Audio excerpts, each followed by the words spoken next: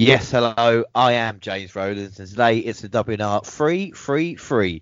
We are on the road to WrestleMania, and it's the most dangerous stop, Elimination Chamber 2021. But I am not alone for this journey. I have the pleasure to be joined by @Jaxie Scarlett. How you doing? Hey, I'm doing good, thanks. And you? Yeah, all good, all good. It's great to have you back on. Of course, the last time you were on thanks was for the having Royal me. Rumble. Yes, it was, and it's been a whirlwind, hasn't it? it really has. Well, we're going to catch up with Raw and Smackdown since, of course, the Royal Rumble, which was the start to the road to WrestleMania. Let's see how many times I can say that in the episode today as well. We talked about Raw. How many times Michael Cole said that on Raw last night, because I'm pretty sure he said it at least over 10 times in almost just under an hour. Well, we talked about Raw on the 1st of February, so we're going to go to SmackDown straight away. It was the 5th of February, and Roman Reigns starts the show with a fire promo. He called himself the main event in question, wasted time on Raw, and NXT saying he should be groveling at the Tribal Chief's feet and begging for a place on the island of relevancy. Reigns ordered Edge out, but their 2021 Rumble winner did not appear. Edge must think I'm a fool. Do I look like I'm a fool, Paul? Do I look like a man who wants to play games? Why would you want to play games with me? He exclaimed, clearly frustrated. Reigns told Edge he had until the end of the night to give him his decision. This was, again, brilliant by Reigns, wasn't it? You know? Yeah, I mean, again, just showing the dominance that he's just kind of continued showing since just kind of when he first came back at the end of last year. He's just getting better and better, and I'm just loving kind of all the heat that's getting on Paul. It's hilarious. Well, we see Dominic get the pin over Corbin finally, and then we have Cesaro versus Bryan. What a match this was. The backbreaker submission finish was just incredible, and a sharpshooter finish with Nakamura looking on and a fist bump as respect. I mean, this was some match to have on free TV, wasn't it? You know. I mean, this just goes to show you how good a wrestler Cesaro has been, and consistently. He's just forever wowing people whenever he does get in the ring. He just never consistently gets that chance to go for gold. So, I mean, I'm really expecting a lot of big things coming from Cesaro, and him working alongside Daniel Bryan just couldn't get any better. That match was amazing. Yeah, and I feel on this show as well that we may repeat the fact that, Cesaro, Bryan, or certain wrestlers are talented, but I think we've got to hit it home because we realise, especially whilst watching the build-up and the actual event, just how, like you said, how talented these guys are. Put them in any ring in any world, and they're going to have 5-star matches, aren't they? Exactly, and you've got to give them the recognition when due. Because again, a lot of these superstars that we continuously talk about are ones that are continuously overlooked, to say the least, and especially in our, as the fans' opinion, been overlooked. So it's really nice to actually see them get their time to shine like this, and it's good to gloat on it. Yeah, I think without a doubt. Well, we see the start of the Rumble was featured, but Billie Kay didn't have a match, but is so much fun. But Bianca Belair's decision. I watched a chronicle on Bianca Belair. It was only half hour long. And her dad was a singer, and it's kind of interesting. I felt we could have done with a little bit longer, but for what they gave us, I think it was enough. She put over Raw Women's Champion. They could have continued if they wanted to. Yeah. No, well, she put over Raw Women's Champion Asuka, calling her the Empress of all day, every day. She put over the Blue Brands, Sasha Banks, but then she was suddenly interrupted by Carmella's sommelier Reginald. He laughed off the idea that she could beat Banks, and she cannot even beat Carmella. You got it all, you don't got this. Banks raised the SmackDown title overhead, and Reginald reiterated that Belair will not beat Banks, and the Rumble winner whipped him with her ponytail, sent him to the floor, and then standing tall, still in a celebrity move after Sunday. This was a bit weird, and of course we're going to go into a bit more details about the kind of story, but having him out just felt a bit out of place, didn't it? Yeah, I mean, again, like you said, we'll go into further details on this, but I mean, it was here where I was actually starting to question, where are WWE going with this? Because this is just not working in terms of what I thought storyline wise we were going to go down. I mean, I don't see the relevancy to him getting himself involved. And at that point, I just didn't really feel like it worked properly. But I was kind of just giving it the benefit of the doubt. Yeah, and this is the thing, and this is what we're trying to do, and like I said, until it comes into play, and then we find out Ziggler and Rude are called the Dirty Dogs. Okay. I really still wanted Rudolph. I love that name. You could sell red noses as well and make so much merch. We get the Street Profits on commentary. They were funny and actually a slight improvement of what was going on at that moment in time. There's still no real tag teams apart from these two. But like I said, we'll get into the tag team division soon. We see Edge and Nakamura backstage having a chat. Both, of course, won the Rumble and both were unsuccessful at WrestleMania. And maybe Edge can change that this time round. And then we have the Intercontinental title triple threat match. Big E, I'm going to, again, go into a lot of detail about Big E and why I like him so much, but he was stretched out on the second ropes, left leg and right leg, just sitting there. It's just... I mean, he's in an actual mood, isn't he?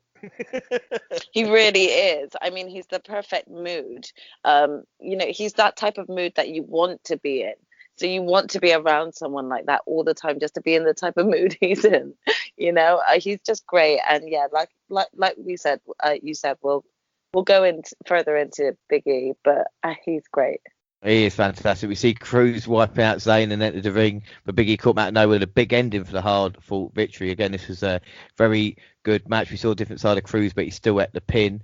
And then before he chooses, Reigns interrupted, making his way to square circle, Uso and Heyman by his side as Edge was there. Edge immediately asked the Universal Champ if he's sweating already since he's brought back up. Uso, I'll meet you at the bus. I got this, Reigns said in response to Edge's insinuations. You disrespect me, therefore you disrespect my family.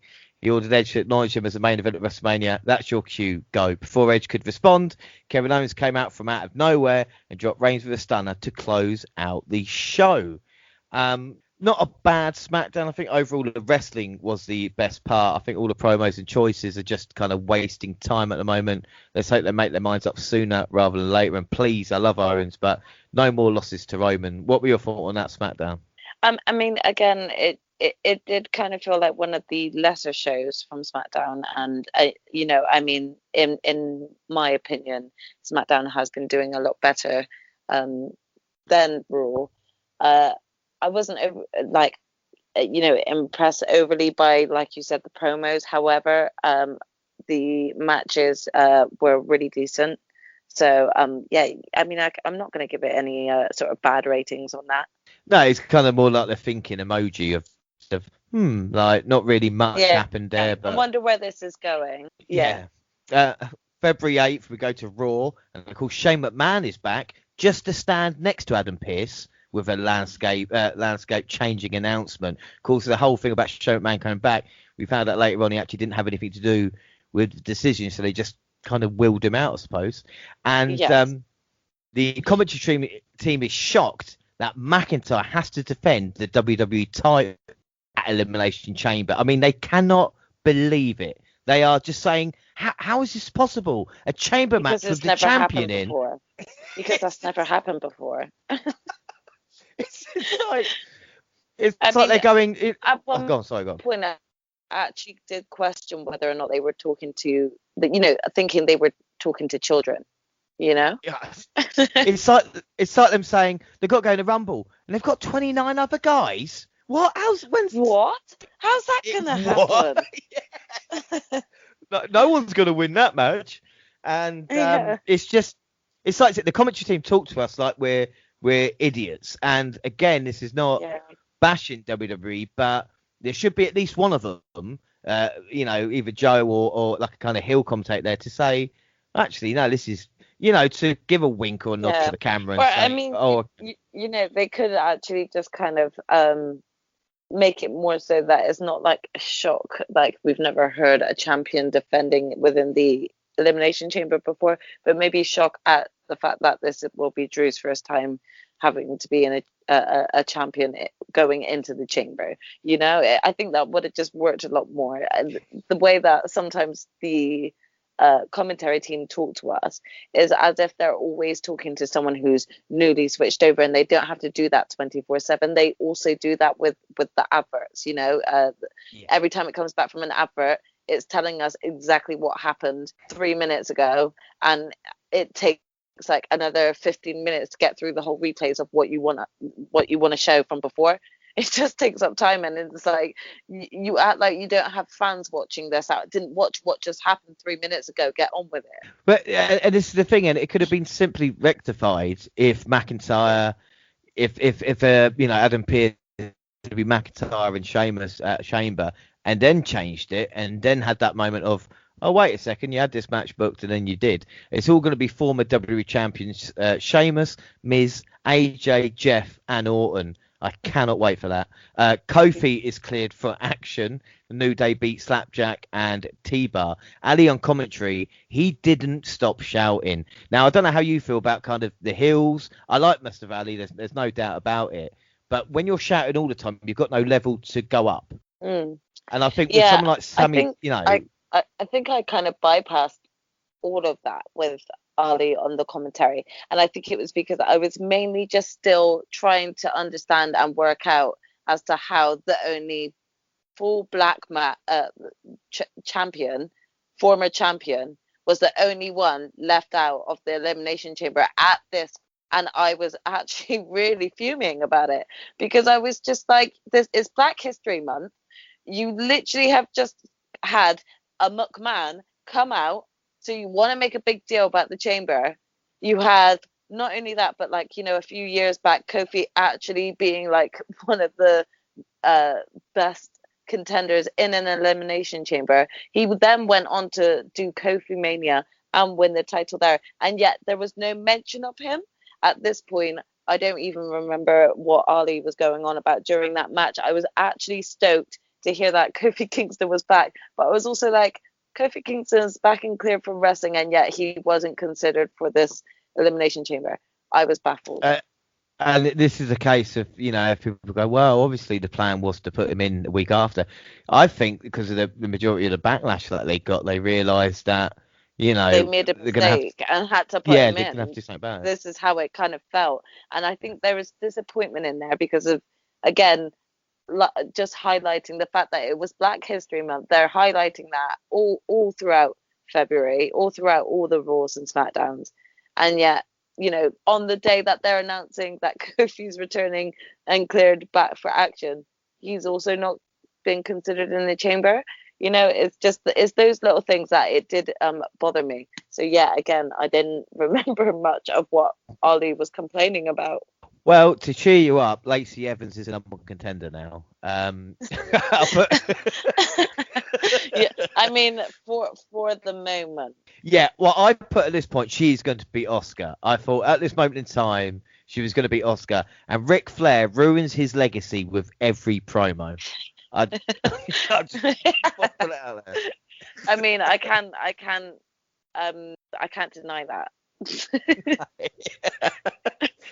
I know Shawn might so in like 95, 96 and whatever, but the more Ric Flair does, the more I look at Shawn and go, no, he's the greatest of all time. But obviously that's another debate. Edge wants to be wined and dined for Valentine's Day. He's waiting for after the Chamber. We see a nice interaction with Belair and Oscar, because Bianca Belair, out of everybody else on the roster, actually remembers Belair actually remembers Oscar and knows who she is and what position she should be on the card. It seems like everybody else has forgotten. But apart from Belair, I actually pointed this out as well, saying notice how there's like that level of respect of what Oscar has done for the business and how dominant she truly has been. So I appreciated that coming from Belair, coming from the number one Oscar fan herself. Yeah, exactly. The Oscars promoter by the looks of things for now. Sure. I'm hoping one day she'll finally hear this and just know that she's got a devotee here in the UK. Oh, without a doubt. Well, Keith Lee returns. He beats up Matt Riddle, but we get the new Nuts Lashley slamming him, which was actually quite impressive. That's what he's new Nuts Lashley. Yeah. Yeah, I love it. And then, oh my hole, Lana beat Jazz. I'm not making it up. You had to just throw that in there, didn't you? Well, Lana beat Jax in a tables match, but Naomi and Twitter have seized this. She also beat Baszler, Naomi did. And on my whole, and again, Nia Jax doesn't do a lot that entertains me, but I did actually laugh at this, maybe more at her expense than anything else, but it wasn't too bad. No, I mean, to be honest, I don't think that there could have been a better gift than what Nia gave us out there. And I don't know, I can't tell if he actually meant to do that, but it happened, and I'm just grateful for it. It was brilliant. Yeah, and I mean, anybody listening wants to go check that out, just Google "Oh My Hole" and you'll be away. You'll find it straight away. Nia Jax, "Oh My Hole." We get Orton versus McIntyre, Groundhog Day. We get Orton versus McIntyre, Groundhog Day. I was going to do that a couple of times, but anyway, commentators keep calling him the Scottish Warrior, which is dumb because Celtic is actually kind of Scottish and Irish together anyway. But it doesn't matter. They want a Scottish Warrior. It's not a bad match, but DQ finish helps absolutely no one. Overall, just an average show. I've got a bad feeling about the Chamber, though. What were your thoughts on Raw? Yeah, again, not much. I kind of just watched the highlights of it, just because obviously here in the UK it's on extremely late. So yeah, I didn't think much on that one. I'd just like to thank BT because I did moan last time out about them cutting the last 30 seconds to a minute off every fucking show. But for some reason now they have actually put it on. So now I'm getting to see the last bit. Beforehand, it was ending. I would have to go to YouTube and then watch it on, the phone or something like this. So yeah. Thank you, BT. Anyway, February 12th, on to SmackDown. We get another Reigns promo to start the show. This is a crazy idea, but have Reigns face Adam Pearce at WrestleMania. Is there anybody else on the main roster? I know you can maybe say Jey Uso, but has got that kind of the history and bad feeling and would make more sense than Adam Pearce facing Roman Reigns? I mean, quite frankly, at this point, I was ready for Adam versus Paul Heyman, to be honest. I really wanted to see that go down. But yeah, again, I am waiting to see Adam just kind of lose his shit on Roman. And I think that will be a sweet moment. And I hope it will be a WrestleMania moment. Although with knowing what we do know now coming up, I also still think it's a great way to celebrate WrestleMania. But Adam needs to be involved somehow. Yeah, I mean, and it would be better than Owens versus Reigns 20, wouldn't it? So yeah, sure. It is getting a little bit repetitive, but Reigns won't be in the Chamber, but he will defend the title one-on-one after the match. So, I mean, if you're Drew McIntyre watching on, then, you're going to have a little bit of problem with that. I was questioning whether or not Drew McIntyre would actually have an issue with this and be like, wait, why is this fair? Well, have the commentators react on Raw after this announcement and go, why is McIntyre in the Chamber when Reigns is not? That would have made a lot more sense. Yeah. Sonia Deville, who is now kind of, working hand in hand with Adam Pearce. She's got an office, but we're going to that. She makes Zayn, Corbin versus Mysterio's winners join Jay and Kevin in the Elimination Chamber. This feud is so over, but I can't wait to watch the Sami Zayn documentary. I think he's been really, really entertaining. Sami is just a national treasure. Yeah, he's great. I mean, again, with what he comes out with, I feel like it's all improvised with him sometimes. Well, the thing is, it just works. No, I was just going to say it just works so well. Yeah, because the thing is, saying, and like I said, it's the different levels he operates on as well. And this is something about Ali earlier, was if you just shout on a level, but Zayn can go from kind of, quiet to loud and shouting and abrasive, but he's got so many different levels to reach, where you find him funny sometimes and just annoying, and then sometimes he can just be like, and it's just it's great that this character is allowed to shine like that, Yeah. Zayn got the win with a Helluva kick on Dominic to get in the matchup, and then we get a Biggie Open challenge, but Cruz wants another chance. It would be their 6th title match that they've had. Again, as we see, I'll give it the benefit of the doubt because at this point I was kind of sick of it. But as we've seen recently, you know, but just as things were heating up in the match, Cruz caused the disqualification. We have Seth Rollins returning. What are your thoughts on Seth Rollins? Because I know a lot of people love him, and I know a lot of people might not like him. But you know, what are your thoughts on him as a person, as a worker? Do you know what? I don't like him when he's face, but when he's a heel, he's just great. I think this is his. I don't think he. I think he just plays the heel so well that you love to hate him. So, I mean, I like this arrogance that he just continues to show on there at the moment on SmackDown.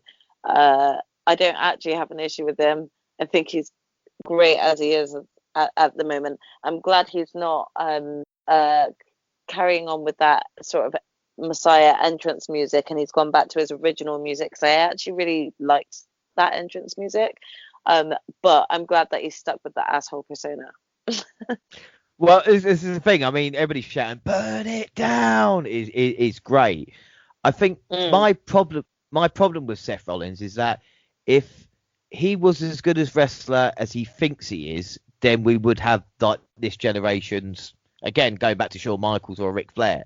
I think I don't know how, I've never met him personally, but I just get that he, you know, don't get me wrong, he's a tremendous performer, but he could be maybe that level above, and he's just not, you know. And like I said, he's had great matches and great feuds, but I just feel like he could take it to the next level as well, you know. He's got the ability. I do agree with that, but I also feel like a lot of what holds him back is the type of storylines that he's consistently connected to, which are kind of continuous and repetitive.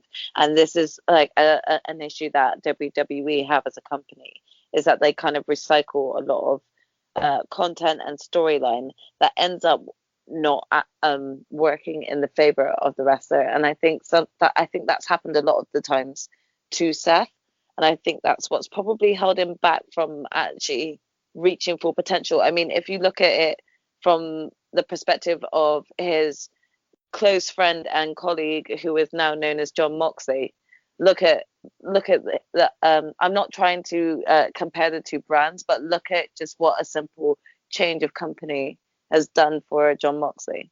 Well, it's even I think Seth has it actually in there, but I don't think it's necessarily his fault, because of the type of content that he's involved with just doesn't allow him to actually show what true potential he really does have.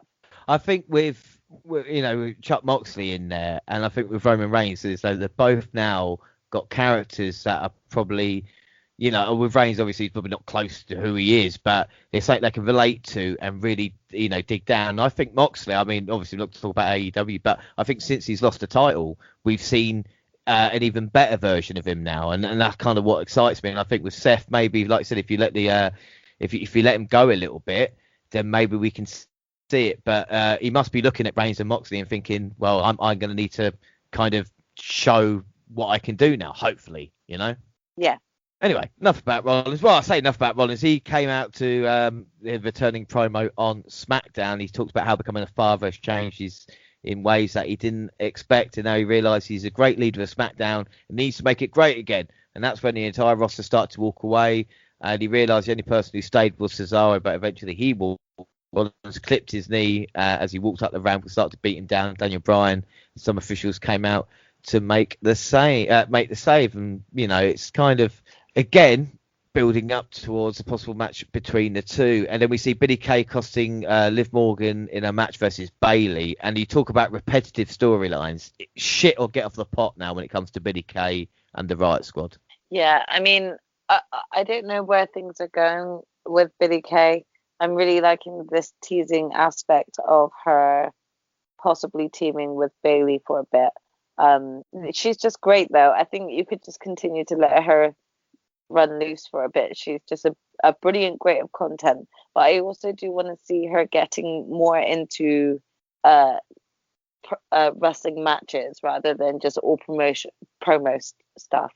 You know, I don't want her to become like the female R-Truth where she's then not taken really seriously when it comes to being in matches or legit matches. You know, you got to remember she was kind of part of a dominant tag team when it came to the Iconics. So I just don't want them to lose that spark with her and continuously have her seen as a continued joke. If that makes sense. I completely agree, and I hope. I mean, one of the spots I always remember, and you know, going back when the Dudley split up and they reunited at Madison Square Garden, the pop that they had for when Devon come out and saved Bubba. I'm not saying it's going to be a pop at the same level, but I mean, Peyton Royce is doing nothing at the moment. Imagine Billy Kay like 2-on-1 situation, and then Peyton comes out and they reform the Iconics. Gosh, you know, that will be quite a goosebump type moment, I think, especially because right now, and this is not saying anything bad on the women's division, but the female tag team division doesn't feel as solidified as it should be, considering the amount of legit tag teams we had within the division, and because of there's a lot that is currently like split up or, you know, kind of random tag teams thrown together, you overlook the genuine tag teams. So, you know, something like that happening could actually work out brilliantly, and I think it could work in the Iconics' favor and WWE's favor. I think they'll get a lot of fans excited and happy. Oh My Hole is lived on SmackDown by Banks and Belair, and they make cannon fodder of the women's tag team champions. And then our main event is the Dirty Dogs versus Cesaro and Bryan. It's how to build your tag team division. Make the tag team champions lose in a tag team match. You know, that's how you do it. Yep.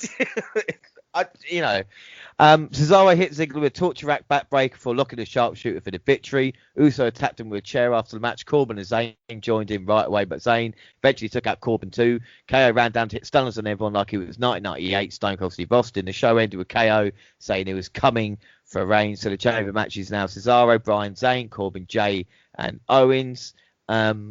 Also, this is the point I made at the time. Wouldn't it be hilarious at the Elimination Chamber if Zayn's pod didn't open, and then he could blame the conspiracy on that as well? Oh my gosh, that would have worked so well. You know, like just having the refs continuously struggle to get the lock off, and then him just saying that it would have been a conspiracy that you know that cost him the match. Oh, I wish that happened. I told you. You know. You can Yeah. It wasn't the best episode of SmackDown. It's a shame we need to get. It's a shame, like we need to get onto the road to WrestleMania properly. We've got Raw on the 15th. Miz started the show with Andy, and then when he was saying Andy, I'm thinking, who the fuck is Andy? And then I realised, of course, Drew McIntyre. It makes perfect sense. Anyway, Drew McIntyre stuck the head on him. Miz is a great promo, but treated like a joke. And then he says he's not in the chamber. And of course, like we talked about, he's not in there. So we'll get onto that in a minute. Lashley looked great. Keith Lee had not been well, and he might not compete at the chamber. And Matt Riddle is a moron. So we had that going on. Evans is pregnant. She first gave a promo to say she will be Oscar Sunday. Excuse me. Poor Peyton Royce. Nearly made me choke then. Poor Peyton Royce and Oscar. Ric Flair has ruined the women's division on Raw. So we were going to have a tag match. And then, like we said, the news that Lacey Evans is pregnant. And then Ric Flair celebrating like he just won the Super Bowl for the American fans. What were your thoughts on this? Oh my God, don't. I mean, I was shaking my... I looked a lot like Charlotte. That was the best way to describe that moment. And I didn't believe it at first. I thought she was just, you know, being annoying and just kind of coming out with it. And then obviously realized she was being real. And my first question was, firstly, why couldn't she have a bit more of a better announcement the way that, you know, Becky was allowed to have, you know? Rather, I have an issue with the fact that, like, you know, Ric Flair looked at her as if it was going to be his, as if any of us are supposed to believe that they truly slept together. Like, how dumb do they think we as the audience are? Oh, I'm about I to say it's the couldn't deal with oldest it. I went ride, into oldest overload. ride, longest line. I know. I went into overload. I seriously was just like, are you kidding me? So you've just kind of like disregarded Oscar again in all of this. This has been all about Charlotte and Lacey. Nothing about Oscar. Nothing about what's going to happen with regards to her match at Elimination Chamber. And we didn't hear nada after either, even from commentary about it. What I thought was weird is the fact that Evans came out and gave a promo on Charlotte and to Oscar saying, "I'm going to beat you at the Chamber." And then obviously she took a pregnancy test because then during the ad break she found out she was pregnant. And then said, exactly. Hang on a minute, I'm pregnant. Yeah, definitely. Yeah, I was shocked. We get Miz versus Kofi Kingston, and Morrison qualified if Miz wins, and ditto for Kofi. This was a good match. Kofi won. I'm talking now at this point of Kofi Mania 2, and talk about sequels. It wouldn't be the worst idea, really, would it? Yeah, I mean, I agree with that 100%. But if Kofi was to come out of the Chamber, Mustafa Ali must take his place, and I'll get onto that in a little bit as well. We get Orton Bliss promo, same old, but Bliss said, "In the fire he was destroyed. In the future he will be reborn." Okay. Braun's back. He's annoyed at not being in the Chamber and blames Shane. Even though Shane McMahon had nothing to really do with the decision, Braun's going to get him. And then we've got a gauntlet match, because what better way to sell a pay-per-view with 6 men being involved in a 45-minute match than having them all 6 involved in a 45-minute match free to air on Raw. I mean, I wish I did the booking. We do get beforehand. Shout out to Joseph Parks, of course, Abyss, his former rival in TNA. And we get Kofi to start. And I noticed the New Day entrance graphics, and I think they're my favourite in wrestling. With the little animated, like little, and they kind of look like the Super Mario Brothers. They look great. No, I love it. It's the most creative in terms of Raw, for sure. I'd still go with Bronson Reed as well for creative entrance as well when it comes to his graphics. Yeah. Woods gets killed by Omos. The camera trick used to shoot him. The camera trick actually used to shoot him is called the Andre angle. And basically what they do with the guy is that they shoot up to make him look more giant than he actually may be as well. And then onto the match. If WWE were actually clever, they would use the elimination as a form of entry at the Chamber instead of just the winner. Yeah. I mean, makes sense, right? Yeah. I thought that. Hey, what do I know? Kofi was phenomenal, 4-armed out. Drew was out next. Good between the two for about 20 minutes and a Claymore. And then Jeff Hardy. Remember him, boys and girls? I don't remember many meetings between the two, but after kind of a nice match, it was a Claymore. Poor Jeff. Will there be another run for him? What are your thoughts on Jeff Hardy? Do you think he needs another shot at the world title, or is he just done at this moment in time? I mean, like, I actually would like that. I've got a soft spot for Jeff Hardy because, again, the Hardy boys growing up for me and my sister, they were who we idolized. At one point, I'm pretty sure when we were younger, at one point we wanted to be wrestlers because of them. So I've got a soft spot for Jeff, and I would love to actually see him as a champion. But right now, I don't feel any sort of, not drive coming from him, but drive coming from the company to want to push him in terms of a title, at least a title that as prestigious as the Universal. I think there could be another run at him with the Intercontinental at some point, or the US title at some point. But again, I feel like WWE should actually continue focusing on a lot more upcoming younger talent, rather than continuously maybe putting others that aren't necessarily needing to be in a title picture into that picture. Well, I'm not sure what you're talking about. Anyway, Randy Orton coming out. Randy Orton coming out next. Of course, he is. He's a guy that deserves an opportunity, doesn't he? We get his entrance, an ad break, and he is still walking when we come back from the ad break. That's how long his entrance is. Anyway, the action resumed following a break, but it was interrupted when Alexa Bliss's face appeared in the Thunderdome audience. The distraction led Orton to be carried out, and then Sheamus, the final participant, attacked from behind and fought his former best friend around ringside area. Back in, the bell rang. Sheamus punished McIntyre, digging his knee into the head and neck. But Sheamus caught him with a bro kick to earn the victory. I actually quite like this match. Truly great for an hour. It's just a shame that we had to watch the same six basically do the same thing on pay-per-view, you know? Yeah. I mean, it was a good match. There was nothing to complain about it. But again, as you said, it kind of feels like, this is what we're getting in a couple of days' time sort of thing. Well, they even have Sheamus like straight after the elimination of Orton, bro kick McIntyre and just, get the job done there. The fact that they're given the match, I know Sheamus needed to win. And even losing at Chamber can probably still get a match at Fastlane as well. But anyway, we've got the go-home show for SmackDown, or for Chamber on SmackDown, February 19th. Of course, Edge talked about his future at WrestleMania, the choice he still has to make. Reigns interrupted to make clear the main event and deserved to be treated as such in the head of the table. And just as they got close, Sami Zayn arrived. The Master Strategist refused to be disrespected, only to take a super kick from Jey Uso. Reigns walked up to Edge and whispered in his ear before. Now, what did he whisper? I mean, I think he told him that his shoelace was untied. I thought Hail Hydra or something like that. Oh my gosh! Imagine if I was Edge, I would have burst out laughing so hard. He just said that. Like I said, there's so many kind of. This is what's great about the WWE and obviously the universe as it was the fact that they can take that and just make so many different things. I mean, the possibilities are endless. I mean, I must admit, I was going through my timeline, just reading the amount of people that was having their input into what he could have said. Yeah.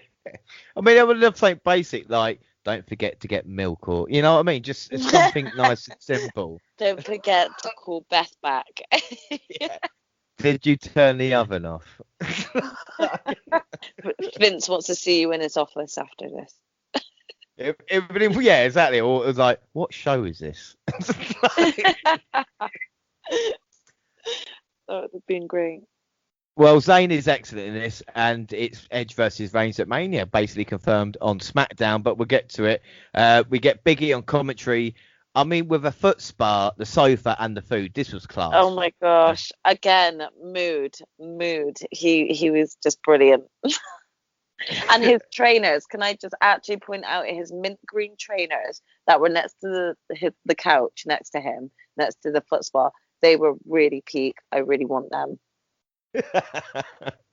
What I love about Big E, I love a lot of things about him, obviously, but the fact that, funny doesn't equal money, I've heard that for so many years, and the fact that he can turn it on and turn it off, and the fact is that he's quite a funny guy, he's humorous in himself, but when he wants to get serious, he can. And you see him get serious, yeah.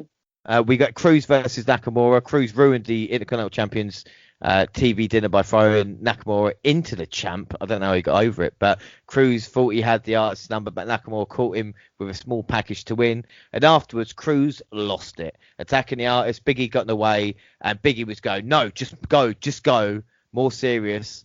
But with the stairs, Cruz attacked Big E from behind. And then as Big E was laying on the outside, again, I don't mind the camera angle because you did think, oh, that's where he was as the stairs came down the second time. And he had to be stretched out. Is that type of sort of camera angle that you can get behind because, you do wonder if he was still there, Like I said, and it's Big E was great on commentary, putting over Nakamura, saying he should be champion. It was great for him. But this is Cruz's moment. This is his bit. It's the best. I was kind of wondering when he was going to fully snap, and I think that the way that they dealt with it was a really good way to handle it. Like you could just see sort of it ticking, him contemplating it, even with Big E telling him to stop, and then you just saw it go. It worked perfectly, and I think it puts Cruz definitely in a much stronger position than he's been in for a while on the main roster. Well, the thing is, like I said, it's like sixth time they were going to face for the championship, and now I actually want to see that match because we've got heat into it, and Cruz looks at a different man. Nakamura kind of the odd man out there, but he did get a victory, and Rollins arrived as Big E was being stretchered out. He sympathised with Big E's pain and betrayal, and lodged a formal complaint against WWE for ruining his return, and he particularly warned Cesaro. Can we just, I mean, don't get me wrong, let Seth just have matches. I mean, I'm not that into I don't mind his promos, but just like a Daniel Bryan on the hillside, just going out and putting in performances and, you know, kind of backing it up in a way and saying, yeah, I might talk a lot of shit, but look what I can do in the ring, you know? Yeah. I mean, I understand that, because the minute that he did, I must admit, I chuckled at the email, really enjoyed it.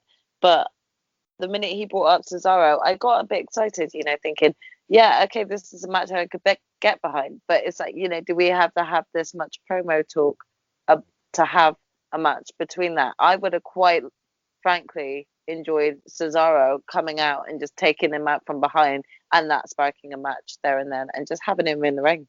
Yeah, I think without a doubt. And backstage, Edge caught up with Kevin Owens, showing his respect to KO for continuing his fight. He told Owens that he was rooting for him.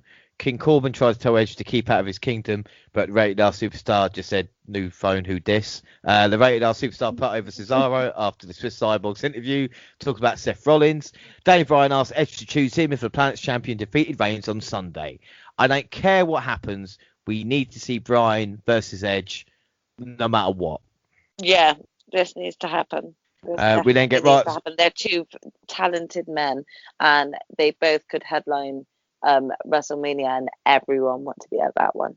Well, the good thing as well, and Edge said to Bryan, was like, you know, you're part of the reason why I've made my return, because you're the one that fought it. You know, you got told you couldn't wrestle, and you got cleared, and you came back, and that gave, you know, me hope. The same thing with Christian as well, you know, and it is a great thing what Daniel Bryan has done. I don't think, you know, I think we'll look back in 15, 20 years' time and realise the effect that Daniel Bryan has. Because even with CM Punk, and don't get me wrong, I'm one of CM Punk's biggest fans, during that time together, and then what Bryan has achieved since, as in coming back after being told you couldn't and doing what he's doing now, it's just, it is legendary stats. But of course, everybody's a legend now. You know, everybody's a Hall of Famer, so it's different to kind of look at it. But with Bryan, it's just, you know, like I said, I can't. With Bryan, you look at him and he does look like he comes across as someone who really does deserve that title of legend. Without doubt. And then we Riot Squad versus Tamina and Natalya next. Billy Kay arrived to provide a distraction, and of course that set up Liv Morgan to walk into a spin out side slam by Tamina, and they took out Kay after the match to make it clear they're not looking for the third member. It is same old shit. Like we talk about, give Peyton fantasy booking Peyton Royce to make the save, and then Bayley, we had Ding Dong Hello. Talk about great performance. Just talk about Bryan. Bayley is so brilliant at the moment, because she's not maybe in a high profile feud or a champion, but she's hitting it out of the park every time, isn't she? You know. Yeah, and again, it just goes to show that you don't have to have a title in the picture to make a good promo, and Bayley just does it very well. I enjoyed her thoroughly during this promo. I just don't know if what follows was needed. Well, we see Jackson Baszler on the show. They couldn't get through the door, and then Reginald out to defend Banks. And Banks arrived to remind Reginald she could speak for herself, and Belair took exception to Reginald and Banks' comments about he convinced them to work together, setting up a surprise 6-person tag team match. After the Hills isolated Banks to beat it down, Reginald had to tag in. He'll not make a dent until the boss in the EST drop kicked him on top of Jax to take a surprise pinfall. And then Carmella questioned Reginald and saying that you got to do the right thing and throw a glass of wine at his face. First off, the good thoughts. Use the door. Bayley shouting out every time someone didn't use the door was great. It was just quality. Yeah. Yeah, and also Bayley just wrestling in her socks because she was not prepared. That was just a great moment. Yep, wearing socks and a turtleneck. Yeah, I'll definitely. Yeah. That is Yeah. Belair versus Banks looks set. Jackson Baszler on every show. I think that's a really good idea, and we've seen it on NXT that they've come down and they're mixing up with Dakota Kai and Raquel Gonzalez as well. I think that makes sense. I will say that WWE apparently hate intergender wrestling, and yet they're using it here to try and build the women's tag team division. Where he's not needed, though, as well, is just, again, this goes back to what I was saying earlier about how I'm not really sure where they're going with this whole Reginald thing, but I don't think it's necessary, and it's just kind of taken away from what the women's division can be, in my opinion, anyway. I completely agree with you. Then we get Dominic and Ray versus Otis and Gable. The Dirty Dogs looking on. Chad Gable encouraged the aggression, setting up Otis to hit a dive and splash on Ray with Dom already out of the way. Dominic had to help his father to the back, wheezing in pain. So it looks like Dominic and Ray are going to be tag team champions at WrestleMania. The tag team division isn't stacked. You've got Gable and Otis, who are now heels apparently. You've got the Street Profits. You've got the Dirty Dogs. And now you've got Dom and Ray. Why are WWE just so shit at tag team wrestling? I can't. Because they'd actually rather focus on, sort of, it always is sort of the same few people for a certain amount of months. So for example, if I just give you the most recent Raw that took place last night, Bobby Lashley had his entrance music 2 or 3 times, yet not one of the women, even though there were quite a few women's matches, and there was Asuka, who is the champion, who had matches, not any of them got their entrances. Do you see what I mean? They don't focus anything on the tag team division, and you can just tell how rushed together it is. It's a bit of a disappointment, really, because they've got such great teams, but I don't know what they're doing, but they're just kind of repeating and recycling, and that's not very good for the division, because if you don't get to see all of the decent tag teams, all you see is the same few. Yeah, I completely agree. And then the main event, Cesaro, Owens and Bryan versus Jay, Zayn and Corbin. Just before the match, Bryan and Cesaro questioned whether Owens would turn on them like he had all his past partners, and Edge joined commentary to scout the potential competition. Corbin took the most awkward of swing, and then Zayn hit a Blue Thunder bomb, went to top rope. However, it was the Master Street's last mistake. Bryan caught with a suplex into a yes lock for a quick tap out by Zayn. Everyone in the match went after each other after the bell until Uso speared Edge, followed by Reigns catching the Rated R Superstar with a spear on his own. It was a good match, and while the spear was a surprise, why do it on the go home for Chamber? I mean, yeah, I think they were just trying to build it up, really build up the excitement, weren't they? Yeah. I think that's what they tried to do. Yeah. Didn't. But anyway, now it's time for the main event of the podcast, not the 21st. It is the Elimination Chamber. What better way to kick off than with our kickoff panel, Charlie Caruso. She's become a safe pair of hands. Booker T, Pete Rosenberg, and JBL with slick hair. There is nice rapport between them. They stand and, run through SmackDown Chamber first. Booker saying stuff like, throw caution to the wind tonight. They never do that, but hey. Yeah. Even the kickoff panel thinks Roman Reigns is going to win. There's not anybody who is trying to, set up a little bit. It's quite funny. Pete Rosenberg talking about his wrestling career, because obviously he's a former 24/7 champion now. And then we see a Cesaro promo, and the Cesaro promo I think confused a few people, especially on the panel. I think maybe a few people watching, because he was talking about shots of espresso and all this kind of stuff. He actually is a huge coffee fan. He loves the stuff. There's a lot of stuff, social media, where he just talks about how much he loves coffee. He talks about it a lot on Instagram. Yeah. I mean, us Uber fans would know this, but that's a good thing to point out, that his promos are very much really, they've got a lot of personality of himself that comes through. And the way he gives off these promos, he's just so good. Yeah, I think without doubt. Booker says he needs to get meaner, but don't they always say that? And then Charlie says Keith Lee is injured and unable to compete. That's a damn shame about Keith Lee. He was replaced in the Was US title very match. gutting.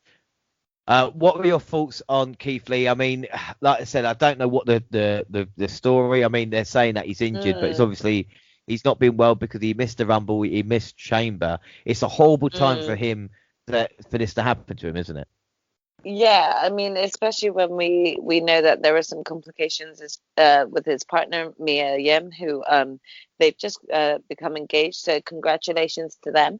But I was really disappointed to hear this. And my first thought, first and foremost, was I really hope that this is something that's an easy recovery for Keith Lee. He's not suffering or anything like that. But it did also kind of make me wonder what route they were gonna take next, especially with regards to maybe this potentially changing the outcome of the US title triple threat that was to be.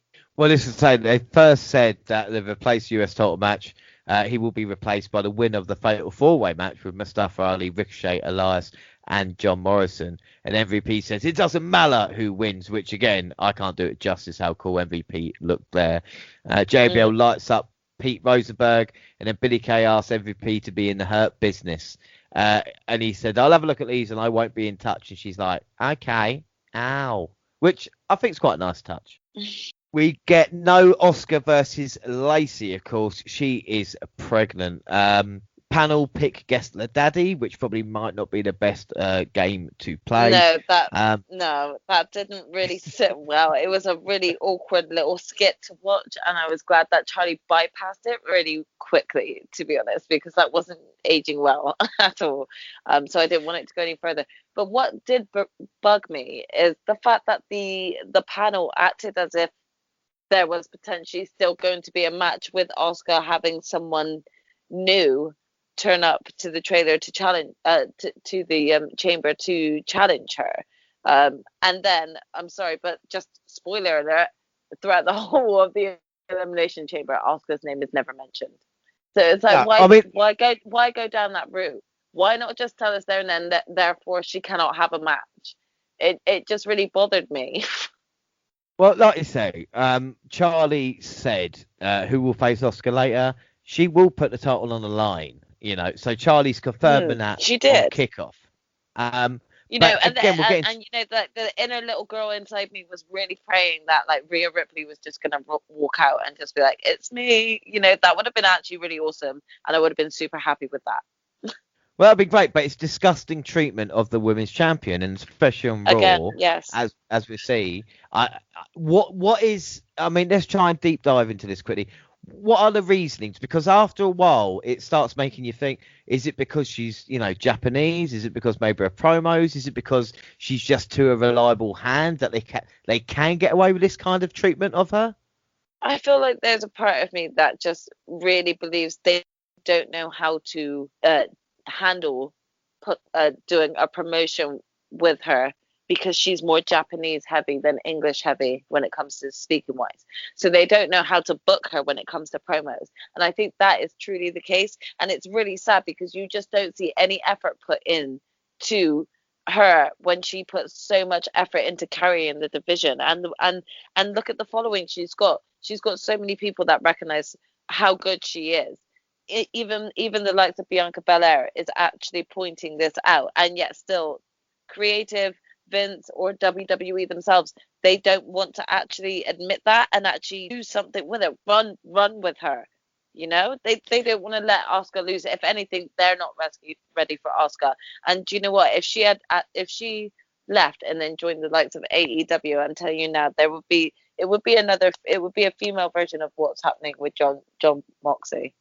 And how much he's risen up, just being allowed to be himself. Oscar's done it to spite WWE. She's done everything despite and in spite, I reckon. Because if you look at the kind of the way her and Nakamura were both treated when they, like I said, both won the Royal Rumble, both come up short. You think that, that was the best opportunity for WWE to capitalize on what was the height of Nakamura and Asuka. You had Nakamura, who had one of the best I've seen so far WrestleMania entrances when it comes to live music and getting everyone involved, regardless of race, or kind of just like zoning in on him. You had the hype of an undefeated Asuka coming up from NXT that they could have run with and still probably continued on with if they'd have actually done this. They could have actually elevated themselves as a company even further had they gone down other routes. And it is such a shame to see how they continuously let down both of them, to be honest, continuously. Well, but this is the thing. I mean, the matches that Ember Moon and Asuka had in NXT when the streak was on the line was personally for me as exciting as a kind of Undertaker WrestleMania streak match, because you didn't know. It was.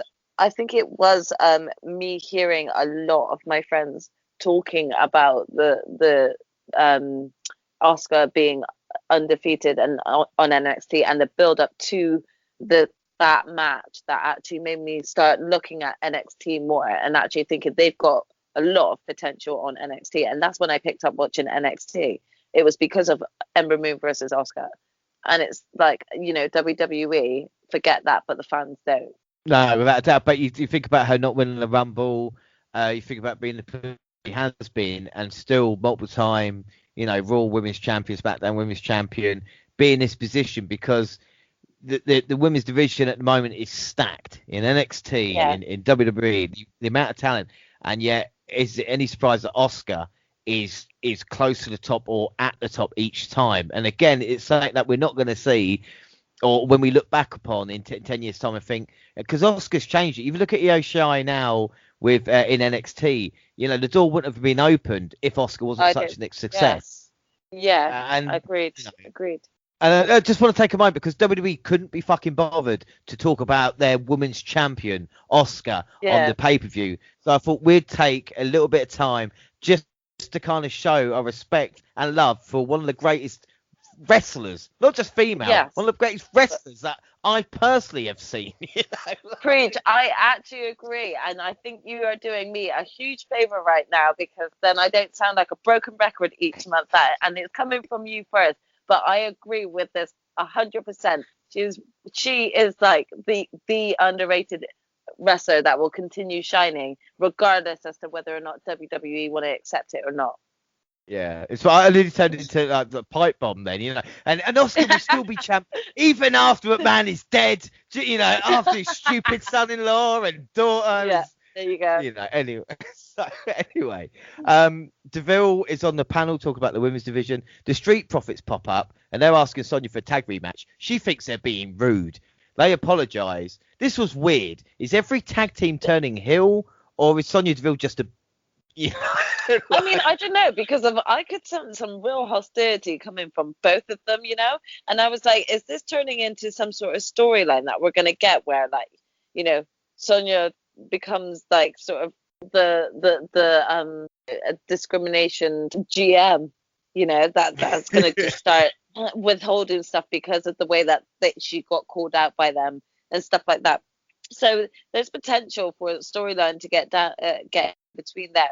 But that being said, I also want to do a bit of a shout out to Miss Sonia Deville, who I am so happy to see back on WWE television. At the same time, I am super gutted that she is not back within the ring, and I am hoping that this is just a temporary phase, because I do not want to see her again, kind of like a lot like Samoa Joe, kind of become complacent within either commentating or becoming a GM. I am waiting for Sonia's moment to actually shine herself as a champion, as a women's champion, and I think that she's got great personality and a lot of strength in the ring. At one time, I was really raving for a feud between Sonia and Shayna, and I felt like that we would get that, especially coming from both from MMA backgrounds. I thought that would have been a great feud. So I'm really hoping that this is still going to be a temporary phase for Sonia. Well, I love Sonia Deville. You know, is super talented. I mean, to make me interested in Mandy Rose, you've got to do something, you know.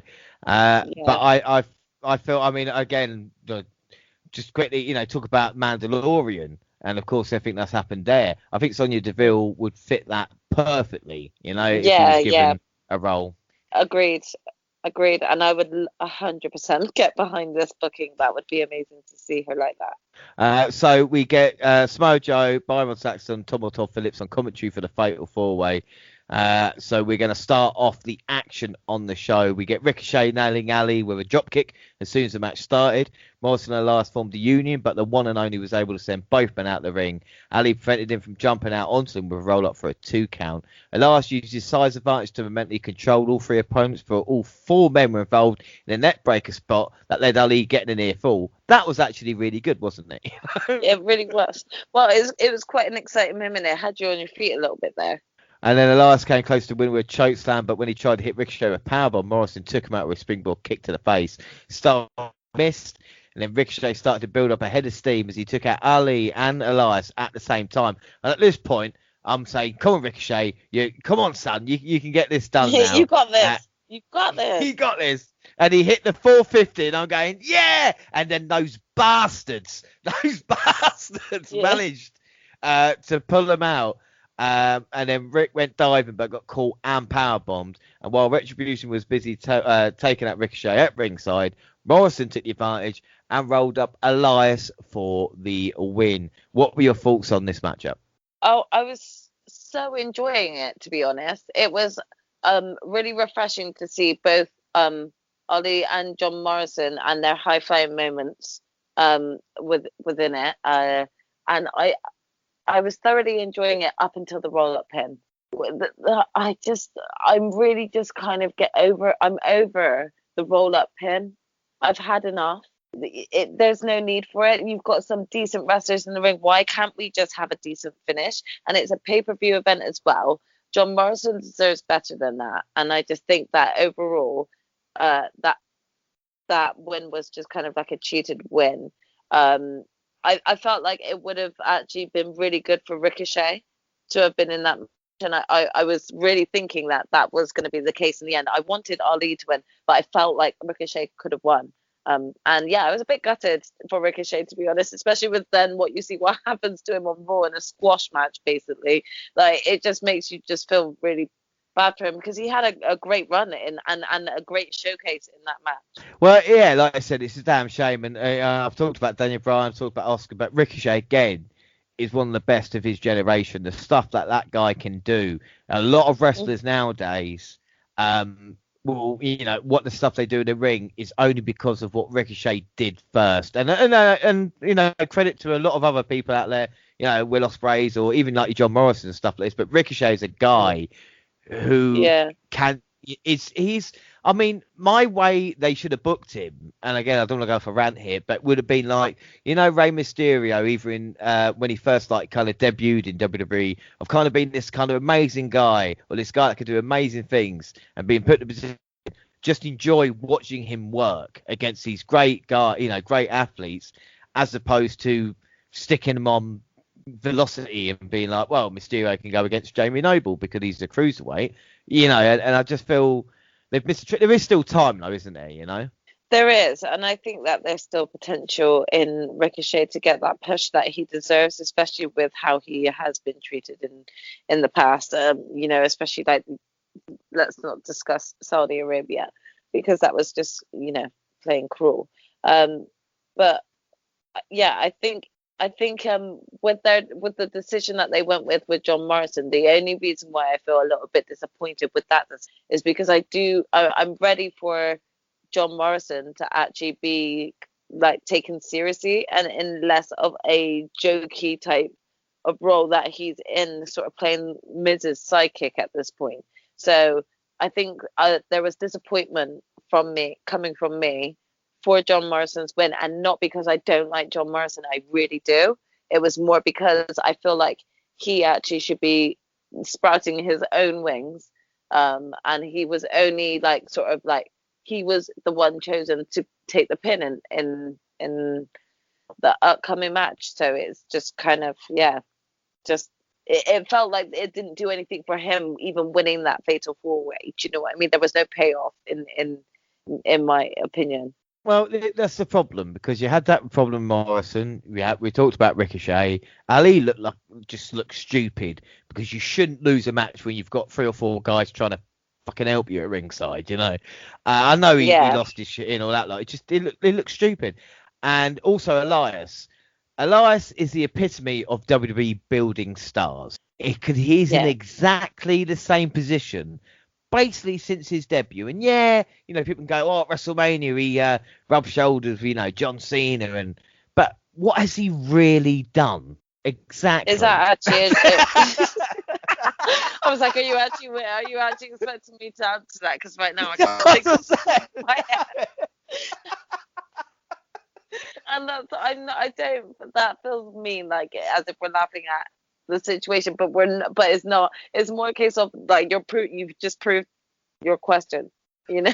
It's just you know, it's like, has he been around 4 or 5 years? Has he actually done anything? But anyway, like, talk about the match. Not a bad match at all. Out of 5, I gave that 3 3/4 out of 5. What did you score it? 3.5. And predictions, well, the WNR were challenged by yourself.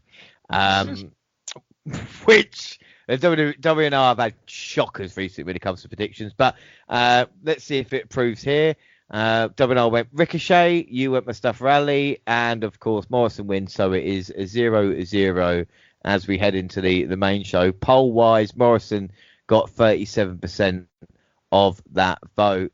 And more panel just in time for your shucky ducky quack quack moment, and then Raw Chamber to end. We had no R-Truth because obviously he's not 24/7 champ at the moment, so he had nothing to do. But I kind of missed him on the kickoff panel, weirdly enough. Yeah, I mean, I did expect to see him actually even on Saturday Night Live, because I knew Bad Bunny was going to be on there, so I had expected something to maybe take place between them. But yeah, nothing even on the panel.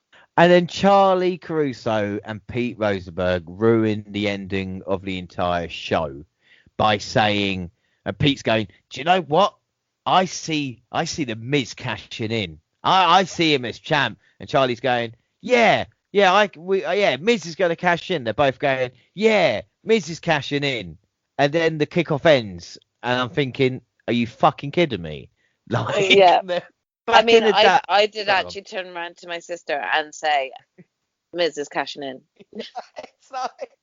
It's like back in the day, Gorilla Monsoon. No, because honestly, it does make sense. After they said that, like, it does make sense. Like, why the fuck would the Miz actually pull out of the potentially having a championship match when he already has the briefcase? But now he's not in that match. So why is he not in that match? Because you don't want to get Brock up, like, throughout the whole of the Elimination Chamber and then accidentally get pinned by one of 5 other guys. No, he wanted to cash in the minute that, like, whoever comes out on top, whoever's the winner, is gonna, like, see it. Like, they basically spelled it out for us, like, right as we were going into the pay-per-view, so everyone knew it was happening before it happened. So it really was no surprise to me, literally no surprise to me that the minute I heard his music. Well, this is the thing that makes me laugh is the fact that, like I said, back in the day, Gorilla Monsoon, obviously WWE legend on commentary, used to really wind Vince McMahon up because every time they'd ask him for his pick, he'd always give the winner of the actual match because he knew who the winner was because he didn't want to look like an idiot. Now, that's fair enough, but when you're constantly just... And you got to think maybe Rosenberg, when he went backstage and, you know, got looked at by Vince McMahon going, why did you just give away the show? Or maybe... it was WWE's way of saying, let's, you know, have you on. But again, it doesn't make any sense. If you're going to be asked, if I'm on a panel and they're going, who do you think is going to win? And I know the result, I will say, well, do you know what? I think tonight, you know, Cesaro will definitely, no, not Cesaro, yeah, Cesaro will win. I think McIntyre will lose the time. You just try and make it a little bit more entertaining. Damn you, kickoff. Yeah. Anyway, on to the main show. What was your excitement level for the event, and what was the match you were most looking forward to? I would probably, I wouldn't go as far as saying that I had a high excitement level. I was quite, I'd say I was probably out of 10, I'd say I was about 5. I was half and half. However, I was really looking forward to the SmackDown Elimination Chamber match. I was really looking forward to seeing who was going to win the Elimination Chamber to have a match with Roman Reigns. Yeah, I mean, we get the opening promo. It's the standard stuff for the show. Are you a fan of the Elimination Chamber concept and match type in itself? I am. I actually think it was a really fun idea, and I remember when it was kind of even first introduced, not as a pay-per-view, but just as the match itself. And it was always exciting because you always wanted to know who was going to be coming in next, especially when you have just as many heels as you'd have faces. But yeah, like I think this, out of both the Elimination Chamber matches that were being advertised, this was the one that I was most anticipating. I mean, it's funny though because Michael Cole's there going, it's the 27th Chamber match, and of course Triple H came up with the concept. I know Eric Bischoff did appear on TV, but it's definitely Triple H. And I'm going, does it really? Triple H's accomplishments, does it really matter if people confuse Bischoff coming up with it with Triple H? And it just, when you hear something like that, you go, oh god, that is just so. But we start with a match you're looking forward to the most, which is SmackDown. We see Owens and Zayn talking smack in the pods. And it's great because Zayn's character's changed so much over this past year or so that when they're, and I'm going, oh, of course, we had this whole, they've been connected. And now Zayn's kind of finally got himself a little bit separate from Owens, even though they're on the same show, you know? And the beauty with Jey Uso is after his wars with Roman, you don't bat an eyelid at him being in the Elimination Chamber. Well, I mean, like you've just got to look at his history, really. I mean, he's been in Elimination Chamber tag team matches, and they've just been brilliant. So, I mean, after seeing him in Hell in a Cell against Roman, you just know that even as a standalone and without his brother, it's going to be great. And then Owen headbutting the plexiglass. I bet he regretted that later. And then we get another promo about the match, just in case we weren't sure what we were going to watch. They hit us with another one about the Chamber.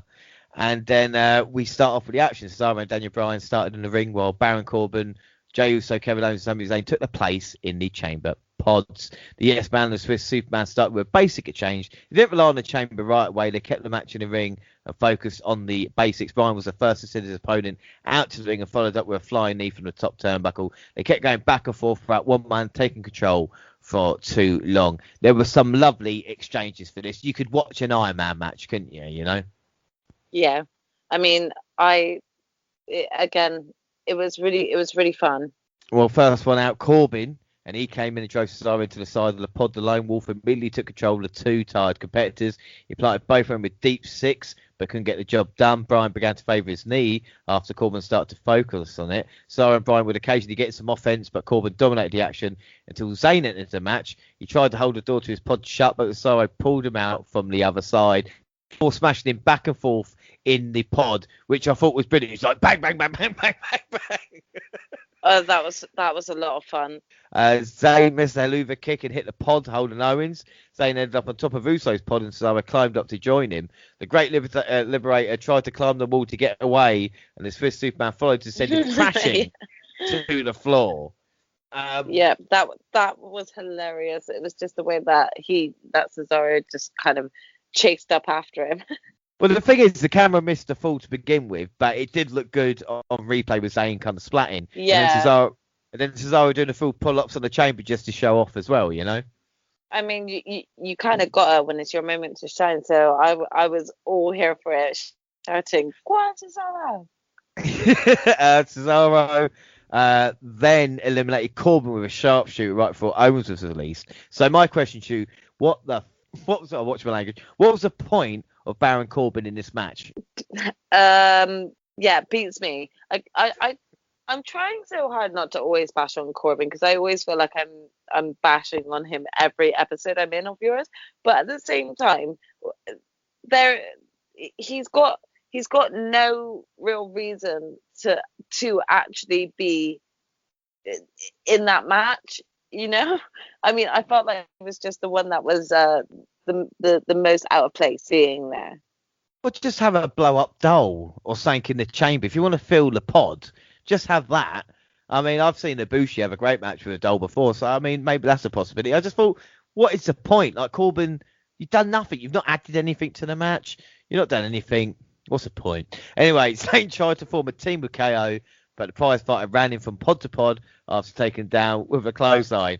I love Sami Zayn going, "What are you? Ow!" as he's actually getting thrown. Yeah. um, triple cannonballs. There's a huge uppercut, a running knee, a pop-up powerbomb, all just in time for Jay, who was the last man to enter the match and went right for Owens. They brawled around the chamber. Owens then moonsaulted off the top of the pod onto everyone, which, again, for a man his size, boy, I can wasn't he expecting that. Yeah, I wasn't expecting that. That was just such a high-flying moment. And again, it just kind of takes you back to remembering how he just jumped off the WrestleMania sign and just went for it. Without a doubt. And then you hit a stunner on Bryan, stunner to Cesaro, the Helluva Kick dodge, stunner to Zayn, and eliminates him from the match. And then as Zayn left the chamber, also used the door to crush Owens' arm and pin him in place for a series of super kicks. He hit a big splash to and eliminate KO. Statement made. That was unbelievable. Yeah. I mean, at that point, you didn't see it coming. it was crazy, Uso get the victory. I know people say, is that the biggest win that he's had? I mean, because to beat Owens, it's quite a big, to talk about a statement.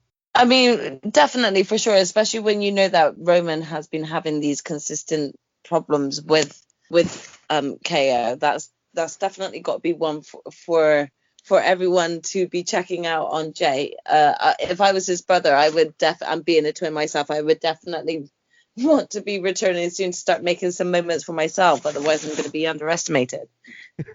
Well, Uso stomped on Bryan's injured knee before Cesaro wiped him out with an uppercut.